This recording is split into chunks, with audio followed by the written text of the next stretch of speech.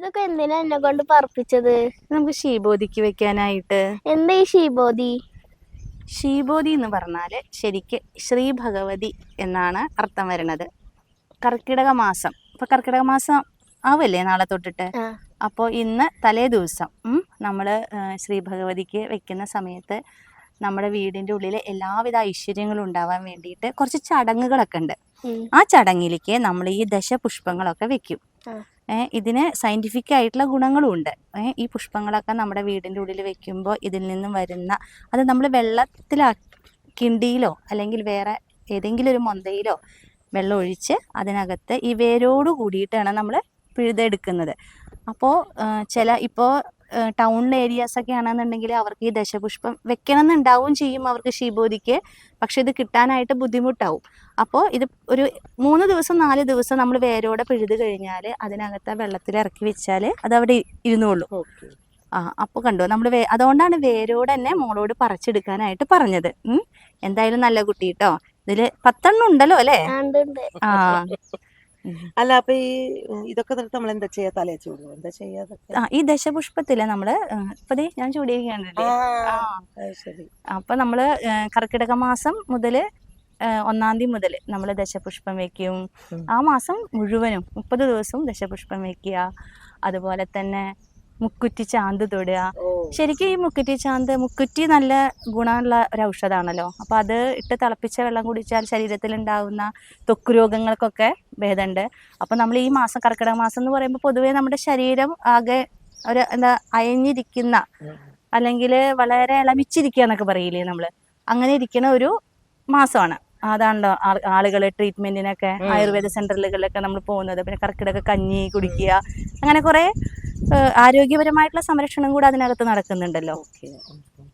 അപ്പോ പിന്നെ ഈ ഇത്രയും പൂക്കൾ നമ്മൾ വയ്ക്കുമല്ലോ. ഓക്കെ. അപ്പൊ ഇതിനു മുമ്പായിട്ട് ചടങ്ങുകളില്ലേ? അതെന്തൊക്കെയാ?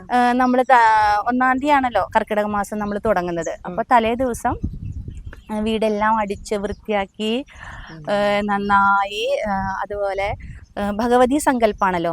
ശരിക്ക് ചേട്ടാ ഭഗവതിയെ കളഞ്ഞിട്ട് നമ്മള് ശ്രീനെ നമ്മൾ ഉൾക്കൊള്ളുക. ശരിക്കും മനുഷ്യന്റെ മനസ്സിലും കൂടിയും അങ്ങനെയുള്ളൊരു ചിന്ത ഉണ്ടായാൽ കുറച്ച് നല്ലത്. അത് ഇപ്പൊ നമ്മള് ആരാധ്യ പോലുള്ള നമ്മുടെ കുട്ടിയോട് പറിച്ചു കൊണ്ടുവരാൻ പറഞ്ഞത് അതുകൊണ്ടാണ്. അവർക്ക് മനസ്സിലാവണം. അതായത് മനുഷ്യന്റെ മനസ്സിലും ഒരു ശ്രീ ഭഗവതി ഉണ്ട്. ആ ഭഗവതീനെ വളരെ നന്നാക്കി ഈ ഒരു മാസത്തില് ഭഗവതിക്ക് ഇഷ്ടപ്പെട്ട കാര്യങ്ങളൊക്കെ ചെയ്ത് വളരെ സാത്വികമായ രീതിയിൽ നമ്മൾ വിളക്ക് വെക്കണു, പ്രാർത്ഥിക്കണു. പിന്നെ അതുപോലെ കുങ്കുമം, അങ്ങനെ കുറെ നമ്മൾ വെക്കുന്നതൊക്കെ നമുക്കിത് കഴിഞ്ഞിട്ട് ചെയ്യാട്ടോ. ആളുകൾക്കൊക്കെ മനസ്സിലാവട്ടെ. ഇപ്പോഴത്തെ ഒരു തലമുറയ്ക്ക് അതൊക്കെ അറിയണ്ടേ അല്ലേ ആരാധ്യ? അതിനൊരു സയന്റിഫിക് അല്ലെങ്കിൽ സൈക്കോളജി പറയാച്ചാൽ നമ്മുടെ മനസ്സിലുള്ള നെഗറ്റീവ് എനർജിയെ കളഞ്ഞു തീർച്ചയായിട്ടും പോസിറ്റീവ് എനർജി എടുക്കുന്നു. നമ്മൾ എന്ന് പറഞ്ഞ ഒരു കൊല്ല വർഷാരംഭം പോലെയാണല്ലോ. അതെ. ഒരു വർഷത്തെ നമ്മുടെ എല്ലാ നെഗറ്റീവ്സിനെയും കളഞ്ഞിട്ട് അങ്ങനെ എടുക്കുന്നു നമ്മള്. അപ്പൊ അതിന് കുറെ ഇപ്പൊ ഒരു ഉരുള പല സ്ഥലങ്ങളില് പല രീതിയിലാണ് ആചാരങ്ങള്. എന്നിരുന്നാലും നമ്മുടെ ഇവിടെ സാധാരണ നമ്മള് തലേ ദിവസം വീടൊക്കെ അടിച്ചു വാരി വൃത്തിയാക്കി മുറത്തില് ഒരു 3 ഉരുളകൾ വെക്കും. അത് ഇങ്ങനെ 3 ദേവി ഭാവത്തിലാക്കിയിട്ട് ചുവപ്പ്, മഞ്ഞ, കറുപ്പ് അങ്ങനെ. എന്നിട്ട് നമ്മള് 4-ാമത്തെ ഉരുള ഒരു വെള്ളയുണ്ടാവുക. ആ വെള്ള ഉരുള നമ്മൾ ഭഗവതിയായിട്ടാണ് സങ്കല്പിക്കുന്നത്. എപ്പോഴും വൈറ്റിന് ഒരു പ്യൂരിറ്റി ഉണ്ടല്ലോ.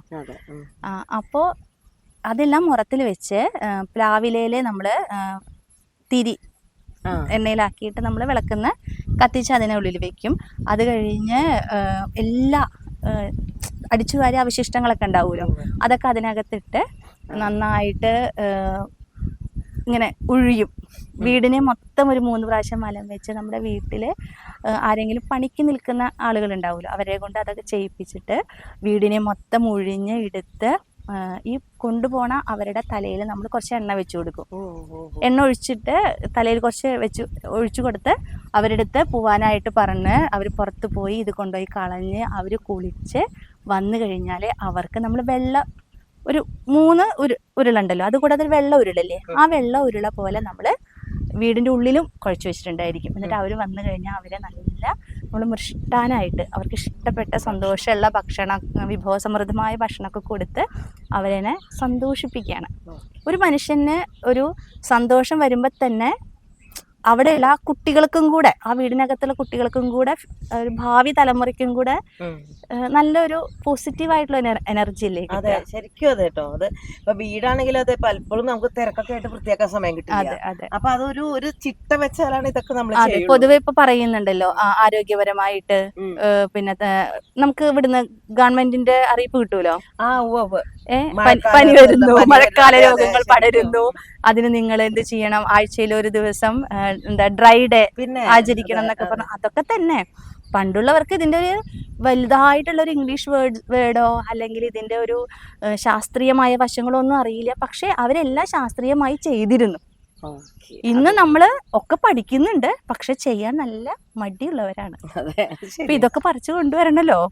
അപ്പൊ അടുത്ത സ്റ്റെപ്പ് അതെ, നമുക്കിത് എങ്ങനെ ഒരുക്കാം, അതായത് ശിബോദിക്ക് എങ്ങനെ വെക്കാം എന്നുള്ളത് നമുക്ക് ചെയ്യാം അല്ലേ ആരാധ്യ? അങ്ങനെ ചെയ്യാം. അപ്പൊ നാഗത്തേക്ക് പോവാം അല്ലേ?